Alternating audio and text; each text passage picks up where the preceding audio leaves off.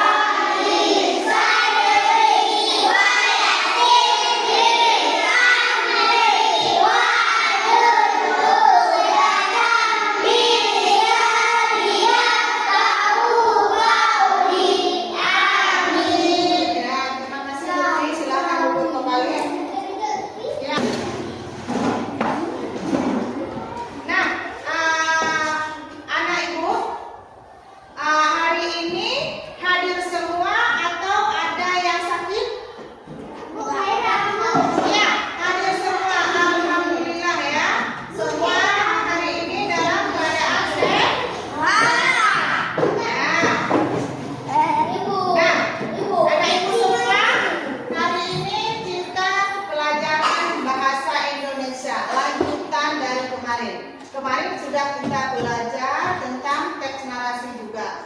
Nah, hari ini lanjutan dari pelajaran kemarin. Nah, coba perhatikan ke depan, jangan berbicara. Nanti ibu akan menunjukkan sebuah cerita.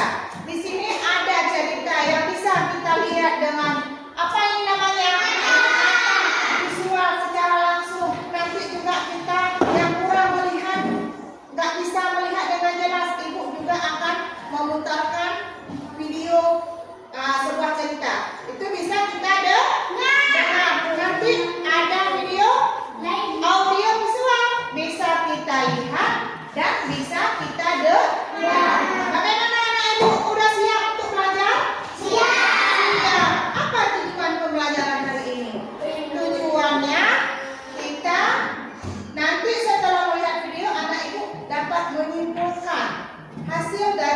cerita dan ada kosakata baru sehingga anak ibu mampu memahami isi teks yang kalian baca.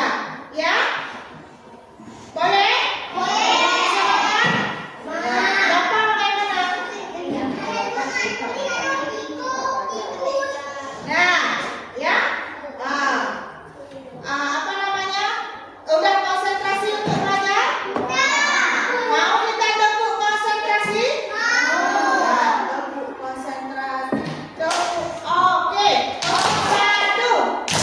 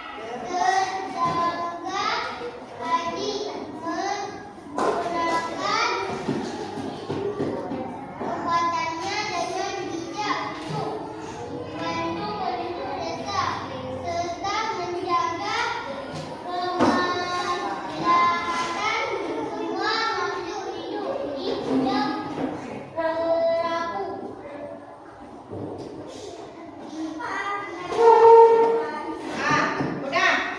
Tadi di dalam teks itu ada tidak kata-kata yang anak ibu semua belum paham? Yang kira-kira masih mengganjal, yang kira-kira jarang kalian dengar. Ada? Ada? Ada. Contohnya apa? Ini ada di papan tulis. Apa? Ini apa nih? Mengapung. Apa arti mengapung? Apa? Iya, mengapa di permukaan air. Yang kedua apa? Mengapung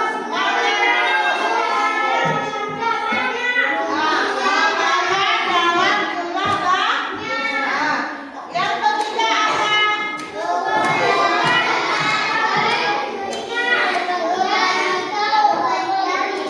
Iya, fauna. Fauna hewan sama dengan binatang ya. Kalau fauna itu bahasa ilmiahnya ya. Marki sudah mengerti? Sudah mengerti? Apa yang aku sampaikan tadi? Ya. Coba lihat. Manakah kata? Setelah mengetahui manakah kata tadi, pada cerita Pulau Misterius, kalian dapat menyusun kalimat dari kata-kata tersebut. Ada kata mengapung, ada menggerangus, ada fauna, ada kemaslahatan. Nanti sebentar lagi ya, kita akan mengerjakan tuh. Anak ibu mohon perhatikan ke depan supaya apa yang ibu sampaikan nanti bisa dalam menjawab soal. Nah, ini ada sebuah cerita lagi. Cerita apa? Ya, Mio dan petualangan di hutan. Nah,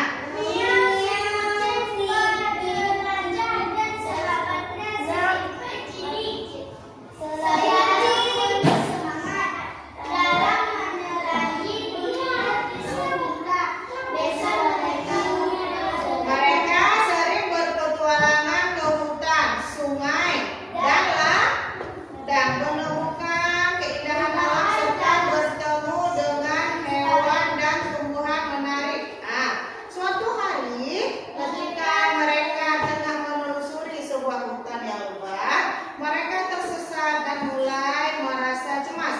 Namun dengan tetap tenang dan bekerja sama, mereka berhasil menemukan jejak kembali di rumah. Pengalaman itu mengajarkan kita bahwa kerjasama dan ketenangan adalah kunci untuk mengatasi situasi sulit. Anak ibu sini pernah nggak mengalami situasi sulit? Misalnya saat mengerjakan tugas dari ibu, ada tidak? Ada. Ada. Kalau ada, kalian harus hadapi dengan ketenangan. Ibu kan selalu sampaikan kalau ada pekerjaan PR ataupun yang tugas-tugas di sini, kalau tidak bisa boleh bertanya kembali sama ibu. Kemudian kalau misalnya di rumah ibu kasih PR nggak bisa, jangan susah, boleh bertanya kepada orang tua, kakak, abang, kan banyak di rumah kan, saudara kan. Nah, pasti kalian bisa menyelesaikan tugas dengan baik kalau mau menyelesaikannya. Yang penting rajin bertanya, jangan malas. Ya. Nah, kemudian coba tengok lagi. Nah, kembali ke rumah. Ya, kembali ke rumah. Mia dan Tupai Cilik menceritakan petualangan mereka kepada teman-teman di desa. Dari hal itu, petualangan mereka tidak hanya menjadi sumber kesenangan, tetapi juga sarana pembelajaran dari inspirasi bagi semua hewan di desa itu. Nah, di desa itu terdapat banyak sekali hewan. Salah satu iya, itu kawan-kawannya si Mio, ya kan? Si Mio itu siapa sih? Kucing. Iya, berarti anak ibu sudah paham tentang isi bacaan ya. Nah, ini nanti kita sampaikan waktu kita ada tugas nanti AKPD yang dibagikan. Mau nonton? Mau. Ini ada ceritanya.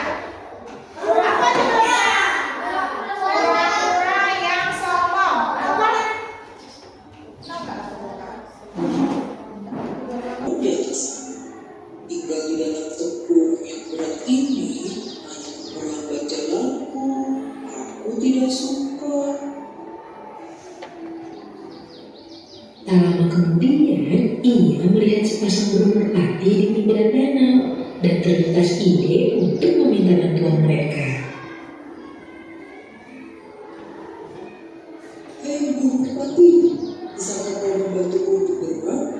Aku ingin sekali melihat pemandangan dari atas sana. Baiklah, kami akan membantumu mewujudkan impianmu. Kami akan mencari batang kayu dan kau hanya perlu menjujurnya. Tetapi perlu diingat bahwa jangan sekalipun kau membuka mulutmu, karena itu akan membuatmu terjatuh. Tenang saja, aku akan menggigitnya sekuat tenaga.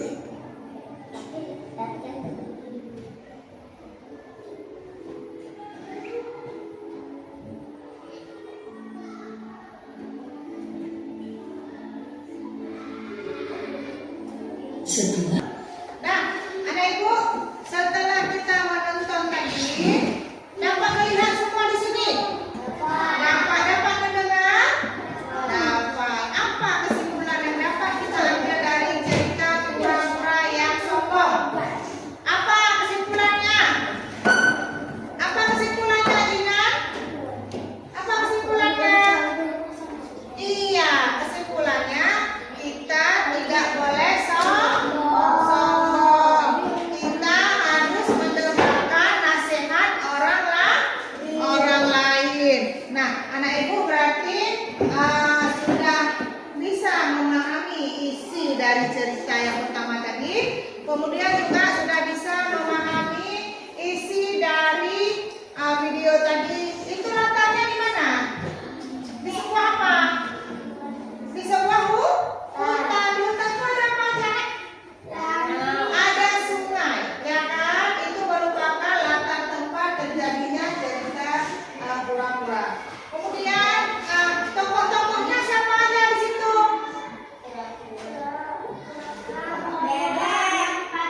Iya, siapa lagi? Sekarang kita seperti biasa, kita akan mengerjakan soal yang ada di tangan ibu. Ada LKPD sama ibu. Kalian tulis apa yang telah kalian dengar pesan-pesan dari cerita tadi. Siapa saja tokoh-tokohnya, tempatnya ada mana ya? Boleh kerja kelompok.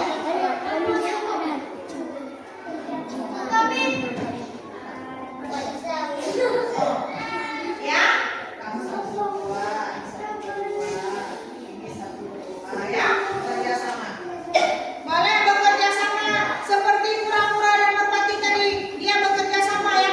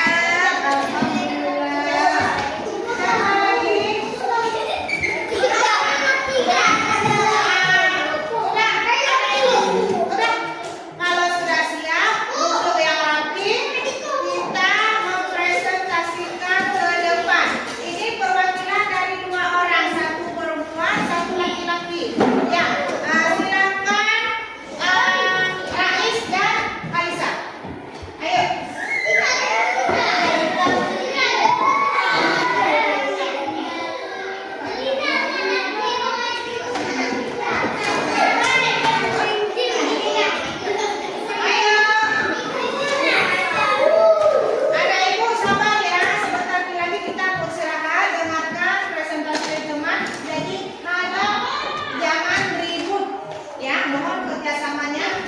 B.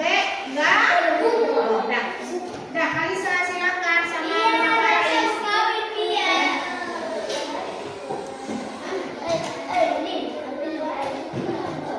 Kalisa.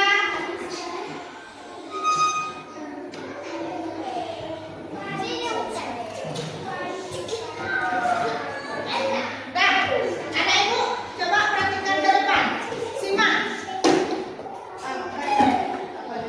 Apa judul cerita tersebut? Siapa tokoh-tokoh yang terperan dalam cerita tersebut? Tiga. Di mana tempat dalam cerita tersebut? Jawaban. 1. Pura-pura sombong. 2. Pura-pura merpati, bebek, tupai. 3. Sebuah dan bunga. Ya, tepuk tangannya buat Mama Rais.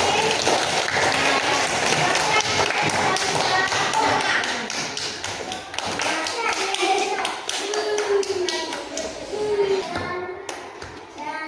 cerita tersebut, siapakah tokoh-tokoh yang berperan dalam cerita tersebut? 3. Di mana dalam cerita tersebut bahwa pura-pura sombong. 2. Pura-pura merpati, bebek, tupai. 3. Di sebuah hutan. Ya, alhamdulillah, tepuk tangannya mana buat Kalisa. Ya, berarti dapat kita simpulkan judul cerita tadi apa? Pura-pura sombong. Siapa tokoh-tokoh yang berperan di dalam cerita itu?